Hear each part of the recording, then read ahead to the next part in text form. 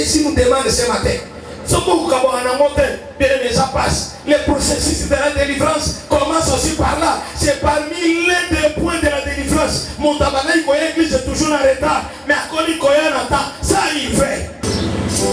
Nous commençons par Matthieu chapitre 26.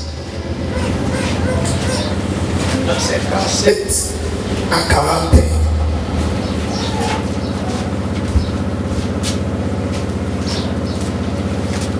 Matthieu chapitre 26, 37 à 41. Amen. Amen. Amen. Est-ce qu'on m'a dit Amen. Amen. Papa dit par la casse. Il prit avec lui Pierre et les deux fils de Zébédée. Il prit avec lui Pierre et les deux fils de Zébédée. Amen. Amen.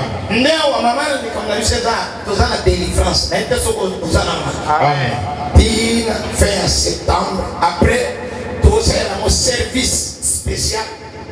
Et dans nuit de prière, tout ça a veillé à délivrance. Amen. Amen. Veillez à mercredi dans l'église. Veillez à délivrance. Amen. Amen. Ce qu'on m'a dit, il prie avec lui. Yes, on se a mis ça. Donc, papa dit. Et il commença à éprouver de la tristesse et des angoisses. Quand quelqu'un éprouve de la tristesse, des angoisses, Amen. Amen. Au moins, ils sont au moins, ils sont même la gastrite aux anangos. Je vais vous dire la vérité parce que vous ne priez pas. La gastrite des autres n'années. Puis pas la gastrite, il faut se dire dans votre bateau, pour les ambientes. Il y a mis par les soucis. Donc, comment tu vas soucier, pas problème aux anangos. Sommes aux anangos, pour baisser na Yesu. Beaucoup de monde a bien ça. Et il a déjà là na bimina on a 1000 francs. Et là on est maintenant mutu. Na bimina 1000 francs na zana na bimina mutu. Moi il faut pas dire maman na isa bino te. Pour vous faire une expérience personnelle na Yesu. Pour réfléchir toujours bon dans na mutu. So qui parle, so qui est là. Ngana simba avola na lobi zala di boso sima gauche droite moto ko salami na moto yende moto asali ya mome mayela zwe para yete ma pendeo eza matière yokela on ça c'est ça l'assurance il y a moto comme même na utanga nini parce que na za bien na ngira ya ko sambela mais seconde na yebo itika na mbana mibale na mwasi na tiki bango soki na boma soki na ko ya ko sala nini soko moni motabani papa soko kutela motabani aye abani ko tuno bituna on teste na mako kwa musika il n'est pas encore prêt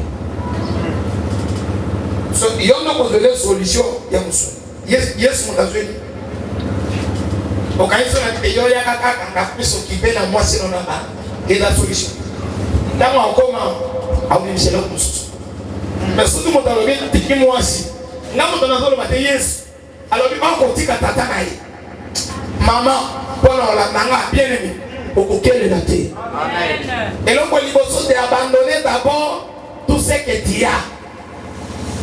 Et moi-même on me pense à le col à mbeka. Abonnez ça. OK. Il leur dit alors: mon âme est triste jusqu'à la mort. Amen. Tristesse banana mutnyus. Le gars ko bête la mission. Bon il y a un soit bête là. Alors la solution à l'osa. Même Jésus. Autre n'a pas non pasteur yoga prière. Pourquoi la prière? Là même pour là. Au lieu de on a la tristesse amino et ko sala ngarie. Mais Bible to la bate. Au pona bato kwa matana ngoma ko sambe. Oya ko ibisanga no. Binoka ko sambe la bana to ngoti ko. Ozana nduki. Ukutenda evangile wanati. Ebe poko telemi.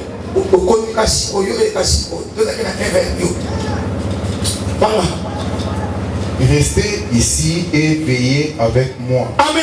Amen. Sous thème de délivrance, veillez. Soulignez bien. Restez ici et veillez. Continuez. Puis, ayant fait quelques pas en avant, il se jeta sur sa face et pria ainsi. Mon Père, s'il est possible que cette coupe s'éloigne de moi, toutefois, non pas ce que je veux, mais ce que tu veux. Et il vint vers le disciple qu'il trouva endormi. Et il dit à Pierre, vous n'avez donc pu veiller 1 heure avec moi. Veillez pendant combien? 1 heure. Veillez. Pourquoi on va m'exposer? Amen. 41. Veillez et Veillez et priez. Afin que vous ne tombiez pas dans la tentation. Est-ce qu'on peut acclamer la parole de Dieu?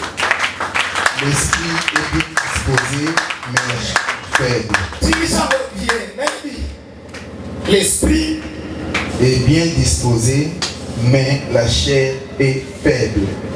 est-ce que je parle à quelqu'un ce matin? Amen. Je parle à quelqu'un. Amen. Nous allons faire un bon moment dans la prière. Je suis en train de faire vite.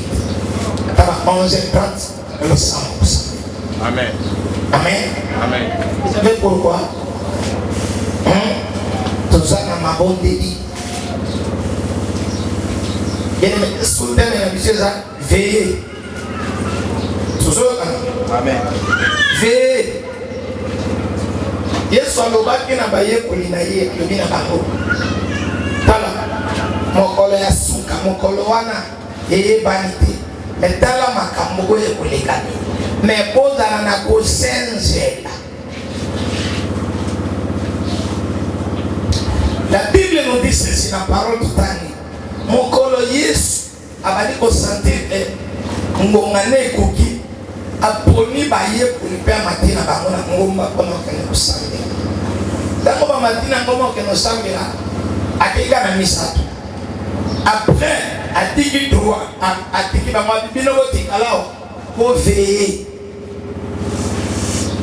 ye amatini lisusu ye asambeli aketi aye kokuta bato bazoronfle. Je parle de veiller. L'église est endormie. Lingomba lelo eza ya kolala. Lingomba lelo eza ya kolala. Communauté épouse de Jésus-Christ eza ya kolala. Amen. Amen. Mais c'est là qu'il nous a mis pour en confirmer. Pour la comment vous avez un besoin de matériel et yomi peut s'en assis. Dans la mouture sur le couteau, pour comment on s'en fait là. Un business n'a pas de cassine à matériel. Délivrance n'a veille. Pour monter quand on a bien aimé, il faut que tu arrives à constater d'abord, il faut que tu fasses un constat. Que ta vie ne marche pas. N'est-ce pas ça là, on va et ceux qui m'ont donné la conscience, c'est difficile. Alléluia. Amen. Alors, à d'autres personnes, tu n'as qu'à aller à l'église. Pas par l'église.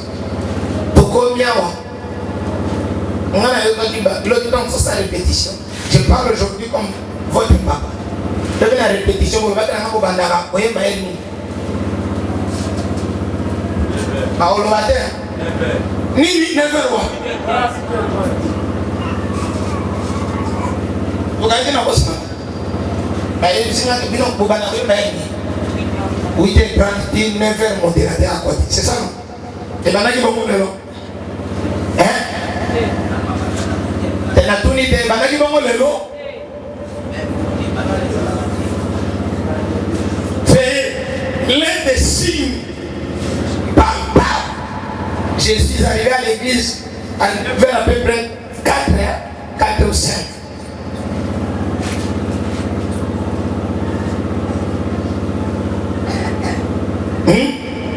Est-ce que je parle à quelqu'un? Amen.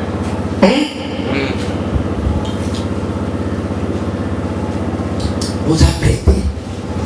Non, il y a une vérité. L'église vous apprêtez pour la voyage. Vous avez celui qui est plus grand. Hein? Mon adam tout mon nez. À ça, les cabanos.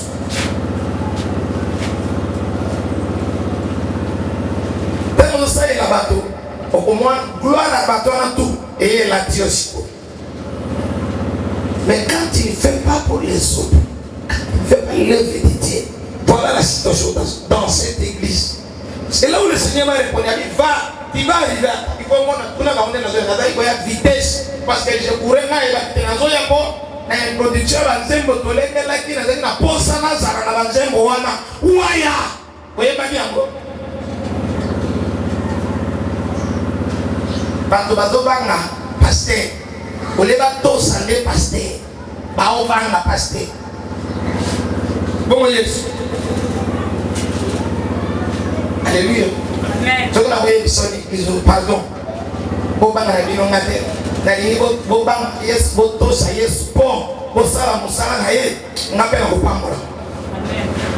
Si vous ne faites pas ça,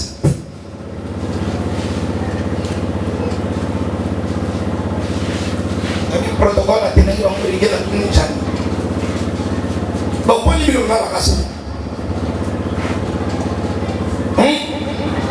La tenue de samedi, on l'a la pointe.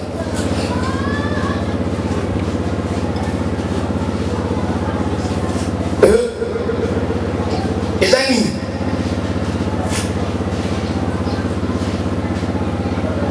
on a un caoré, on a fait l'église samedi. Samedi, ils ont remis les prises. Tout le monde avait la permanence. Il y a un samedi. Il y a un repos. C'est le pasteur qui va passer la nuit à l'église. Amen. Je dois travailler pour vous. Je dois arranger. Mais beaucoup de monde a dit Amen. Tout le monde, il y a des fistons. Dans vos années, vous savez, et vous dites, il y a du samaï. Il y a des comment elle. Na bana kutoka vile kote. Ne zana homo oyeka bate kutaokoka. C'est ce que Jésus nous demande ce matin. Ce que vous avez monté, bien aimé, ça passe. Le processus de la délivrance commence aussi par là. C'est parmi les deux points de la délivrance. Mon tabernacle, l'église est toujours en retard. Mais à cause de ça il fait. Ça il fait. Mon tabernacle, cette histoire nous concerne. Cet endroit m'appartient. J'entre, je travaille, j'apporte.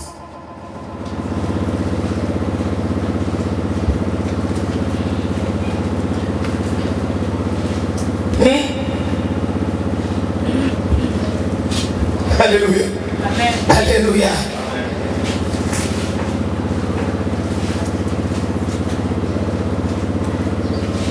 N'avancez. Ce que nous avons dit, nous avons dit, nous avons pas mouillé, nous avons pas mouillé, nous avons pas mouillé. Vous avez dit que ça Amen. Amen. Pourquoi ça est-ce que vous voyez que c'est faux?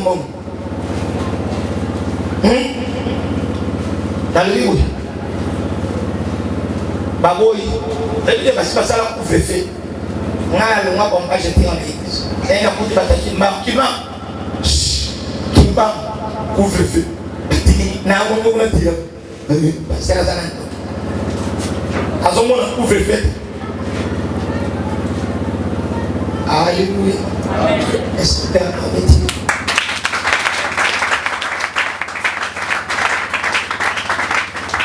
Bien-aimé, déplacer là où tu es. Quitte là où tu habites. Quitte la tête d'endroit là. Et te permettre de regarder. Pose-toi la question. Et le problème, ce n'est pas Jésus. Jésus est ici avec la délivrance. Il est ici avec le travail. Il est ici avec le mari.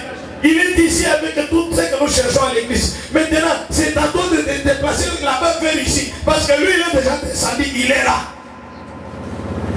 Mais ce qui est au pousse à la terre. Bible de l'eau, plus mon ado tient l'icône, pousse à la bébé, à son la. C'est la Bible. Tu fais comme Jésus, approche-toi de lui. La Bible nous dit ceci. Un jour on voulait, pendant qu'on préparait maintenant pour Jésus, il portait sa croix, il transportait. Il y a quelqu'un qu'on appelle, alléluia, Pétero. Tout le monde appelle de la vie, oh Dieu, nous n'avons pas de étant bon Dieu, et ça, Jésus. Pétero a son habité dans la vie. Bon, Dieu, on va y dire, mais il n'a pas dit. Et ça, il n'a souki. Abina ebiye abia devete sabi honde mozoa meme balo banayo langage nayo osayi kaka naye walo bakaboye. Est-ce qu'aujourd'hui on peut trouver le langage de Dieu dans cette église? Non. Les gens abandonnent le travail de Dieu. Les gens abandonnent leur ministère. Les gens abandonnent leurs tâches. Ça fait pourquoi? Alléluia.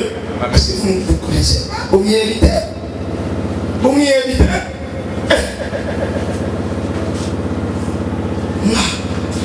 Moi, Léo.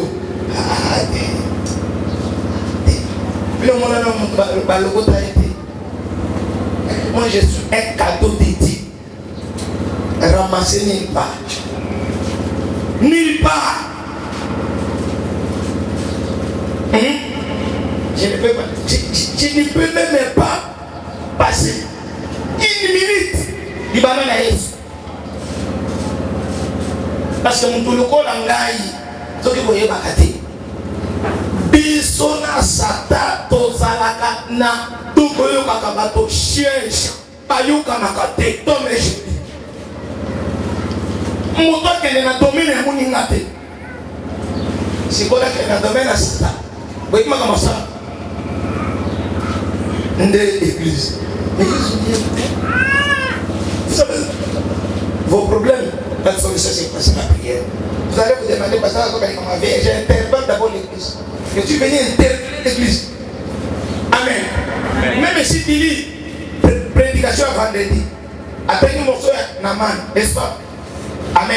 Amen. Et là, il y a 2 Rois chapitre 5. Bien, autant on a mis dans le chapitre.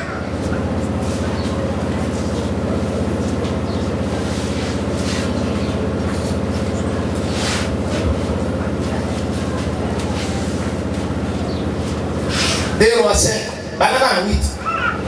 2 Rois chapitre 5, verset 8. Nous saluons la présence des reins. Voilà. Lorsque Élisée, homme de Dieu, apprit que le roi d'Israël avait déchiré ses vêtements, Tango Élisée aye koyokete mokonzi na Israël apasoli bilamba. Oui, bien pasoli ki bilamba pourquoi? Somo la paix. Alobino oyo basirien alukanga na ngambo. Asi abeta biso ekokite. Azome na kanyela biso pesa azwa bana na ngai ekokite. Azwa na mwasi na ngai ekokite. Atinda lisusu général akanyaka. Général abesana kolonga. Kombo na ye molongi. Aishuana na etumba moko te. Atinda ye po azana lep. Ngai abikisa ye. Oza objet. Bokoyoka siko comme Élisée. Élisée sikoyo ne aye koyoka. Vous savez pourquoi Élisée a minimisé le problème? Vous le savez pourquoi? C'était un homme de prière. Comme il était un homme de prière, il était en connexion parfaite de Dieu. Quand il était en connexion parfaite avec Dieu, il n'avait même pas besoin de voir la main. Il avait besoin seulement de parler. Vas-y. Il envoya dire au roi: pourquoi as-tu déchiré tes vêtements?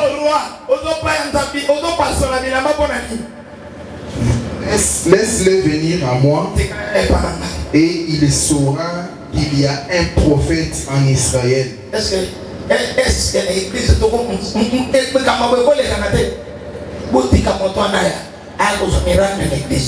Amen.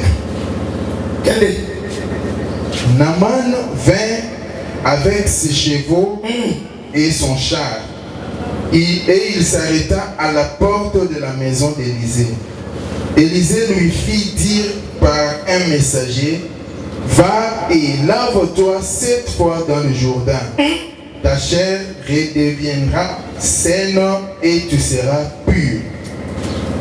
Naaman fit irrité et il s'en alla en disant, voici, je me disais qu'il sortira vers moi et il se présentera lui-même. Il invoquera le nom de l'Éternel son Dieu. Il agitera sa main sur la place et guérira le lépreux.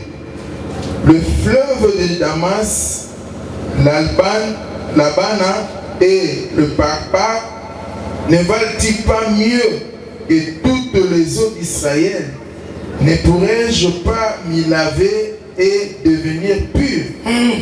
Et il s'en retournait et partait avec fureur. Mais ses serviteurs s'approchèrent pour lui parler. Et ils dirent, mon père, si le prophète t'eût demandé quelque chose de difficile, ne l'aurais-tu pas? Combien plus dois-je faire ce qu'il a dit, lave-toi et tu seras pur. Il descendit alors et se plongea 7 fois dans le Jourdain. Il se plongea combien de fois? 7 fois. Un jour? Selon la parole de Dieu, de l'homme de Dieu. L'homme de Dieu. Amen. Amen. Obéissance. Naaman ne voulait pas. Il refusait. Pour votre information, je vais vous dire.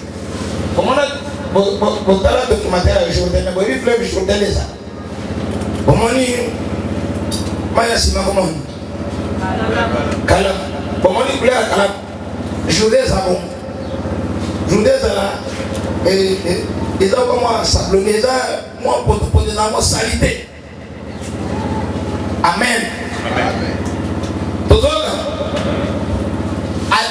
Atali mai, Alitali, Atali race sociale naïe. Mais ça n'y va y aller. Tala. Tout le monde musique a tué dans le Amen. Amen. Et dans la bataille, le monde musique a pas mais l'église, tu ne peux pas obéir. Ils ne vont pas obéir. Mets-toi debout. Non. À côté le matin, mais ça lui déplacement le corps à Naaman. Bon, au moment qui s'y on a dit. Alléluia. Au moment qui s'y on a. Celui de Goyé Bisson a donné comme on traite les maçons de la fouca. Mais il y a un fan de la tête. On a dit qu'on s'en a. N'a pas maman bé. Oui, papa. On a maman solo. Ma bé. Ah, on va maman bé. Bon, Naaman, on dit qu'il Syrie, mon signe, ici, comme Baba Kakayo. Bon, est-ce que je parle à un général ici? On a changé. Papa Trabozawa. Mais il est comme ça. Ok. Bon, ils sont passés. Bon, on le voit qui casse. Nanda, on peut ça la nini.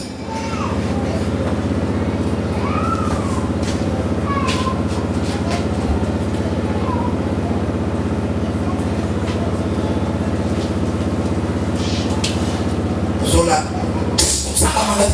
Nani mabomu. Oyaki ko sala nini.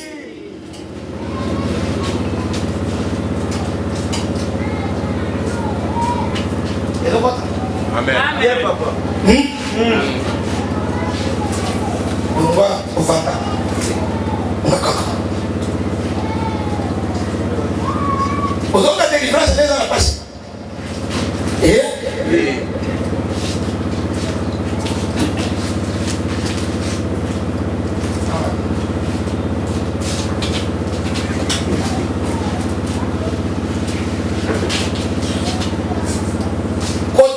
na yote bima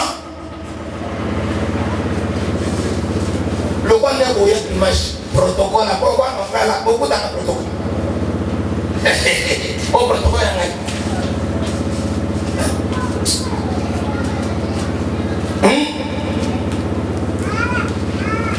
Na kotea na kusema protocole pena koyema pena kopina. Amen. Ye lisumu azwakatana ye mama azwakatana ye kokotisa biloko wana ndenge na kola na koli na makolo na bato ya bongo. Haleluya. Haleluya. Yango koki koyoka ngate na lobono ndenge na sabu no comprendre te Samuel alinganga te nga za mwana nzambe sikoyo batu balinganga ubouti na mwapi bouti na evangile wana wapi bato tu balinga bile bouta na mwapi nazo comprendre pasteur église linga te ita soni païen nana ito ke moto païen église wana aza chrétien na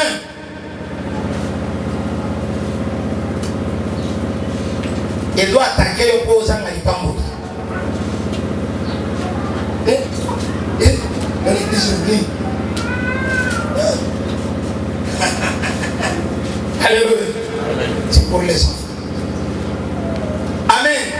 Bien aimé, l'olenge moko kaka baye koliba matina Yesu.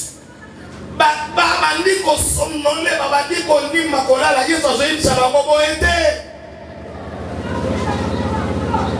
Et moi je vous dis boyete. Les gars au samedi, on est posé la série, c'est sinon ma bé. Ma bé. Non pas ma bé. Ok ma bé. Ma bé.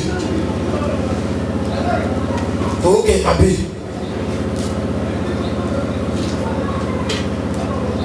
Alléluia. Et fan de la moi ça ma bé. Au lieu de ça là, 3 n'a pas comme 5 ma bé. Ok ma bé. Et l'unité, pour changer. Amen. Là, on attend vraiment 1, 2, 3, 4, 5, 6, 7, 8, 9, comme on a dit, maman. Cora là. Cora. La grande église, nous avons dit, maman, maman, elle va télé. Oh, Cora là, maman. Non, tout cela, c'était.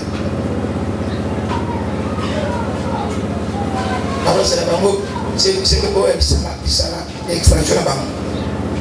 Alors dit Kolo, il a tout veillé. Maman, tout veillé. Mawana moto azotika musala ensemble.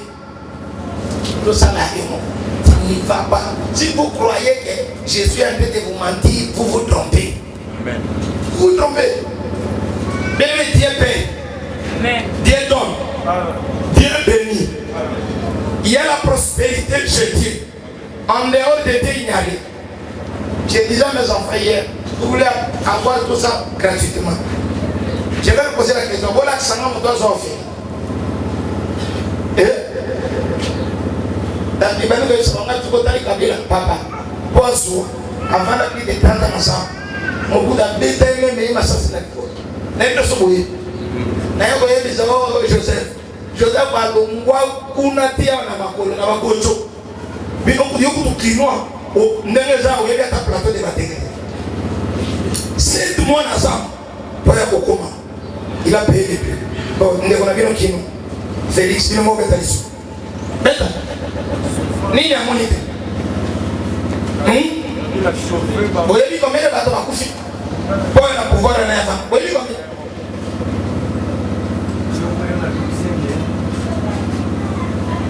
Kuna batumbi na yango batumbi misamuto na butu ba maseni kwa kokomela mutesi sikoyo olingi ozofe madame ngana yebike okoki kozwela moko te ya ofele na mokili oyo banda adana eva basumuka nyonso ekoma le prix à payer le prix. Bien aimé, l'église à côté na pongi, église tozoya na tante, église tolingi lo sambote, église bino s'agissait ba na prophétie. Et l'autre côté prophétiser que vous allez dans Nzambe lelo. Il faut pouvoir. Au mon âme. D'habitude, je parle à quelqu'un. Amen.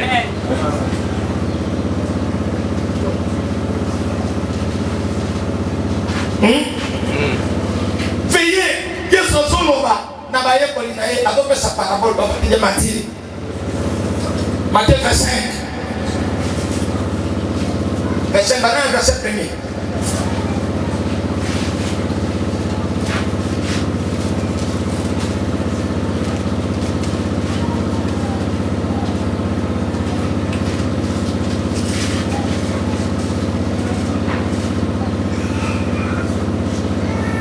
La délivrance a un prix à payer. La délivrance a un prix à payer. Tu dois payer le prix. Exactement. Matthieu 25, à partir du premier verset. Alors le royaume des cieux sera semblable à 10 vierges. Alors le royaume des cieux sera semblable à 10 vierges qui, ayant pris leurs lampes, allèrent à la rencontre de l'époux. 5 d'entre elles étaient folles et 5 sages. Les folles, en prenant leurs lampes, ne prirent point d'huile avec elles. Mais les sages prirent avec leurs lampes de l'huile dans des vases.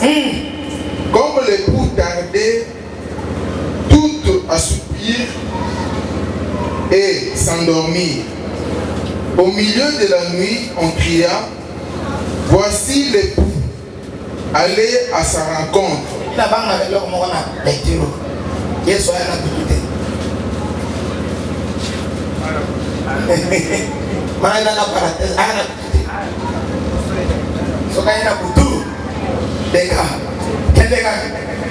Au milieu de la nuit. Au milieu de. À quelle heure? Au milieu de la nuit. Qui connaît le milieu de la nuit? Minuit. Hein? Yoko semble la nuit. Vous savez, bon, on a changé. La permanence, vous savez,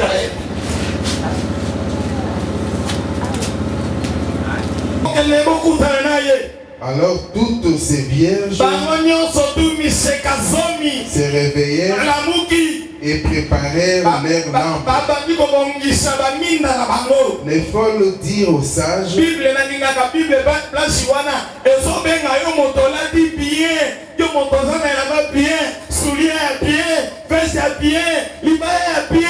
foulard à bien, robe à bien, folle. Tant que tu ne fais pas, on s'allie fou, on s'allie folle.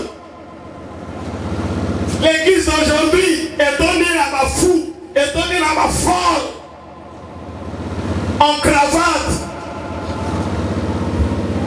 Fou. Alléluia. Fou. Papa dit, on va place, on a dit. Les folles dirent aux sages, donnez-nous de votre huile. Les folles, comment nous appelons les folles? Mon doyen de l'église est retard. Hein? Il faut ça dans nos salons. On va faire un monde. On va y aller. Toi, tu es dans la salle. Agent fou.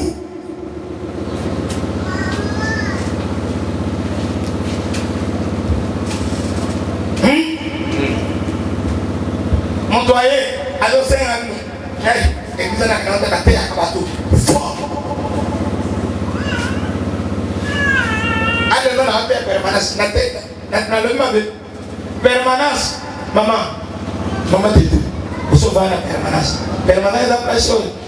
Permanence. Maman les a. Et la permanence. Ah. Quand on a le gars, il y a un problème. Comme ils ont pas de vendre dans le maintenant, le temps est bino. Permanence.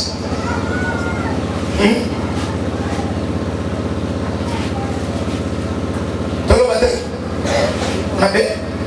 La bête ici, le bakou. Dans le tien, il banga. Il écoute le bakou. Puis, dans le tien, rocher. Au milieu de la nuit, pas s'ils sont bas. Dans un mitan, pas s'ils sont batisoba le baba sisoba. Les femmes folles.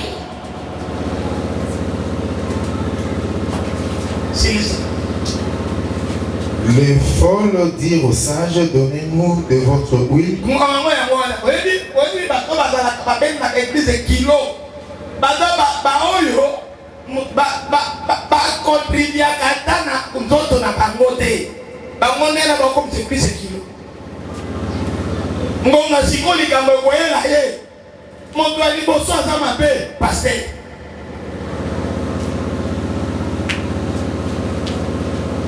Mais dans mon pasteur, il y a des botiers à ma foute dans la balade, mais il y a des botiers à la réserve. Dans mon pasteur, il y a des botiers à la capone à l'ingoma. Est-ce que vous voyez?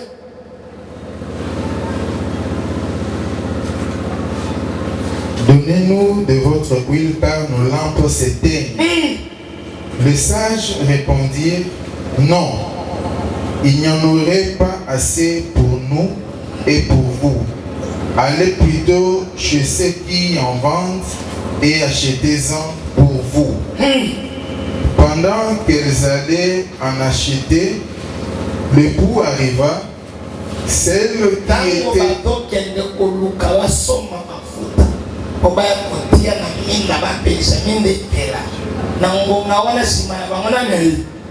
L'époux. Et celle qui était prête entrait avec lui. Amen. Amen. Celle qui était prête. Dis avec moi ça. Celle qui était Prête. Bien aimé, avec l'œuvre de Dieu, il faut toujours être prêt. Avec l'œuvre de Dieu, il faut être prêt. Même modérateur, même modérateur surtout. Ce qui est le modérateur, a disposé d'ailleurs pour le côté de sa bisou. Abandonner ma maman.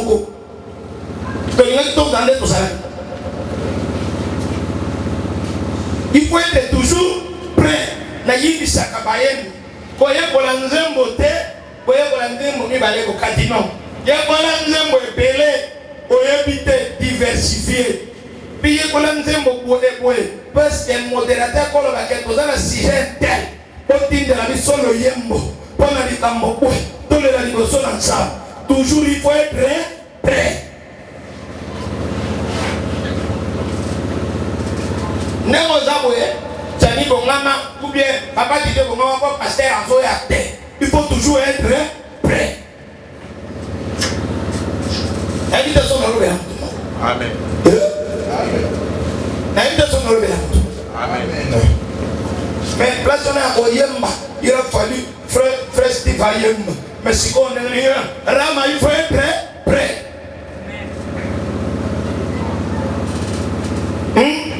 On dit que ce qu'on s'appelle place in yo. On t'a la place à monter. Donc ça dans la besoin. On tout important la carte de l'église. Tout le monde. Amen. Alléluia. Amen. Bien aimé, je suis en train de descendre pour les gens qui vont veiller l'église. Yesu mutatika la église son amour. Bonne année. Alors bien aimé kolona suka. Bokeba. Et dans la Matthieu 24 Amen. Dans Matthieu 24 tant on va koyer sabango. Ayeko ba otuna mokonzi ebisa biso lolenge ekosala ta mikolo ya suka lolenge mona na mutakoya ekozala ndenge lolenge nzambe akomete fe na mondalo bina bamonte meme nga na yebi mokolo te. Amen. Mais ne ba signe tango bokomona na mikolo ya suka bokomona boye mikolo bokomona wana ekozaka ndenge moko ezali periode ya nani ya Noe. Periode ya Noe bato bazalaka na bamonini lelo mama lelo tobima te bato bazali kobima wana Noe nini ndolo libongo ando aosala masuwa ye na ndolo bato mpe bazoleka mosusu bayebi na masuwa batelemi nini tondikisangani boyoma singa mwambe baza bamisusu bauti wapi bauti baokatisa bazotabrasa bana basipe baza bamisusu bino tosomba na okona otonga ndako na nga ya 3 niveau bazalaki. Haleluya. bamitu babino nenge jaboye to déjà pour mariage na biso ekozala tala ekozala grand hôtel bazalaki soka te bakomi na grand hôtel atali likolo na bazobeta masolo ya derite bango bazotala grand chien babino we mutu na eza normal te hamburger lokwa ozana video na abiyo tshisekedi biso tuzana putu tuzakulia tanawa ça on consomme na Congo.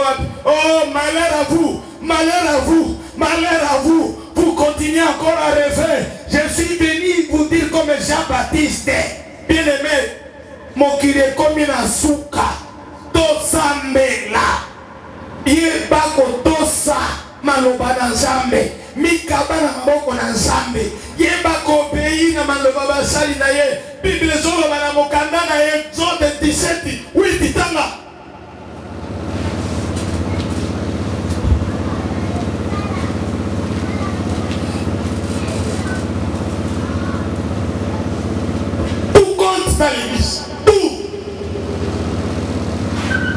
Exode 17, 8. Amalek vint combattre Israël à Rephidim. Alors Moïse dit à Josué, Alléluia. Amen. Josué, yo, choisis-nous des hommes, pendant sors et combat Amalek. Je suis en train de chercher aujourd'hui dans l'église. S'il y a un envoûtement, il y a des attaques d'Amalek dans l'église. Oh bien-aimé, où sont les troupes? Où sont les hommes qui vont m'accompagner dans ces combats?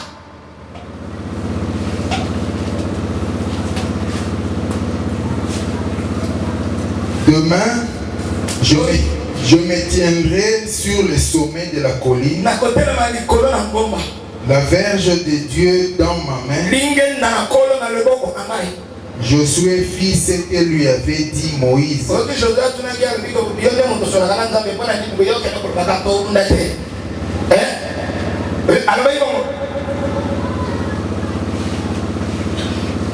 Josué fit ce que lui avait dit Moïse pour combattre Amalek, et Moïse, Aaron et Hur montèrent au sommet de la colline.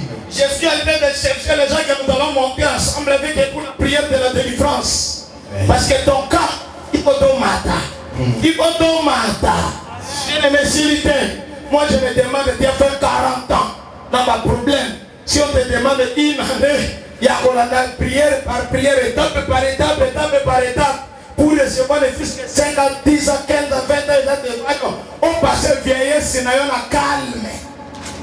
Ma belle Zawapi. C'est ça. Lorsque Moïse élevait sa main, Israël était le plus fort. Et lorsqu'il baissait sa main, Amalek était le plus fort. Le main de Moïse étant fatigué, ils prirent une pierre qu'ils placèrent sous lui et il s'assit dessus. Aaron et Hur soutenaient ses mains, l'un d'un côté, l'autre de l'autre. Et ses mains restèrent fermes jusqu'au coucher du soleil. Amen. Amen. Amen. Est-ce qu'on peut entendre cette parole? Ah.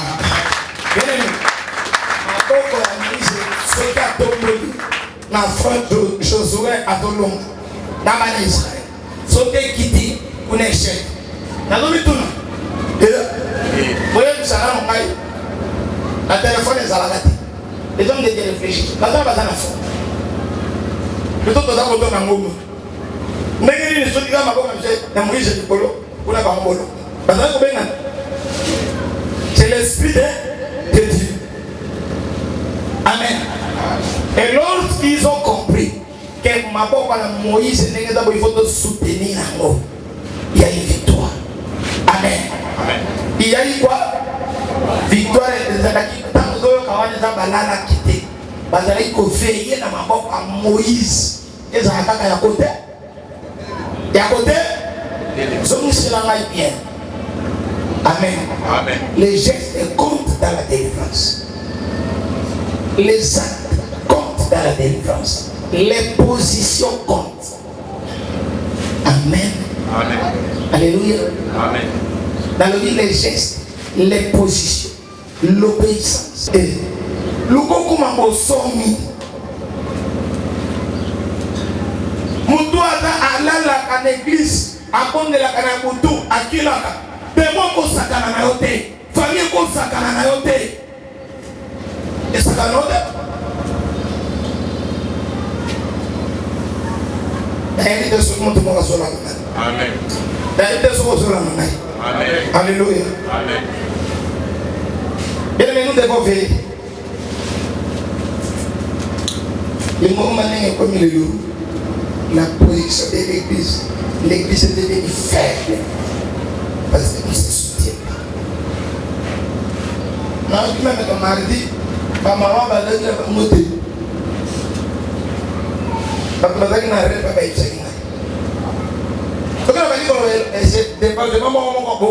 je vais Amen. Alléluia. Amen. Non, suffisant. Il faut tout dire. L'église est sa place où il faut tous avoir la compassion. J'ai insisté en phrase moi, la compassion des gens. C'est difficile. Mon temps pose un problème, pour bien aider, pour qu'elle ait quitté, pour nous cacater. Yo pose un handicap, pour bien péter, pour l'igni bateau, bailler aux handicap, aux unicamus. Est-ce que c'est possible? Mon temps, ton temps, ton salaire, n'est-ce pas ça? Amen. Amen. Dans d'autres, est-ce que c'est possible?